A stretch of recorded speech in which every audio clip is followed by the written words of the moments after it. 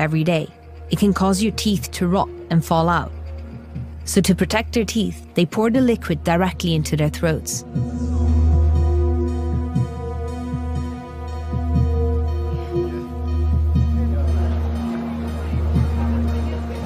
How long does it take until you feel something like 20 minutes?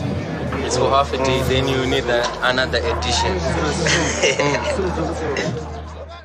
津巴布韦的年轻人最爱做2件事情，一件是购买止咳糖浆，另一件是喝掉它。不过，他们的目的不是为了治疗疾病，而是已经成为了无法戒掉的瘾。这种止咳糖浆与我们认知中的药物还有着一定差别，虽然都是有止咳化痰的作用，但它的成分里却含有可待因和酒精，小剂量的使用并不会给身体带来伤害，可一旦过度服用导致上瘾，那想戒掉就是一件要下苦功的难事了。在首都哈拉雷的街头，随处都可以看见被丢弃一地的药瓶，无论是隐蔽的角落里，还是空旷的场地，那些年轻人聚集在一起，轮流接过止咳糖浆，一滴不剩的倒进嘴里。由于大量服用会腐蚀他们的牙齿，所以老手们通常会张大嘴，将止咳糖浆直接灌进喉咙，避免与牙齿接触。尽管这种行为会给他们带来患有呼吸疾病和低血压的风险，甚至还会对大脑和肝脏造成损害，但年轻人们仍旧乐此不疲，沉迷其中。小伙姆兰卡曾经就是他们中的一员，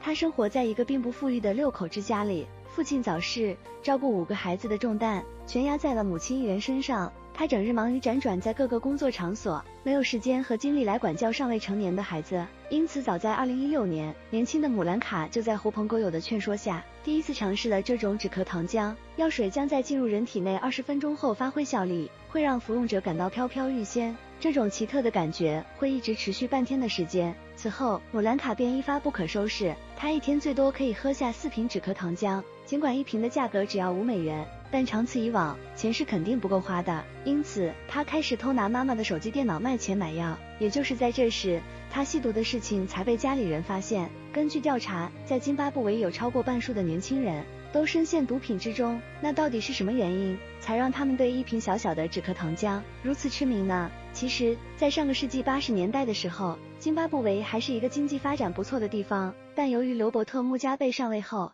长达几十年的独裁专政，整个国家的经济水平一落千丈，几乎90%的人都没有一份正当稳定的工作。在这种环境下，年轻人过着贫穷困苦的日子，完全看不到自己的出路，只有在喝下糖浆之后才能忘却这些烦恼，勉强让自己远离压力。所以尽管政府明令禁止止咳糖浆的售卖，但依然会有毒贩在暗中周旋，卖掉1瓶的价格能让他们从中赚10几块钱，对比那些没有工作的人来说，绝对算是一笔高收入了。希尔顿是当地唯一一家戒毒中心，他一直为国家内年轻人的现状感到忧心忡忡。虽然政府出台了相关的法令，也设置了戒毒中心，但依然是没有任何成效。戒毒中心的费用太贵，普通人家根本就消费不起，还有那些巡逻抓人的警察，自己就是个彻彻底底的瘾君子。年轻人们都知道要怎么对付他们，拿出2瓶止咳糖浆当作贿赂，他们吸毒的事情也就睁一只眼闭一只眼，不了了之了。能迷途知返的人实在太少了，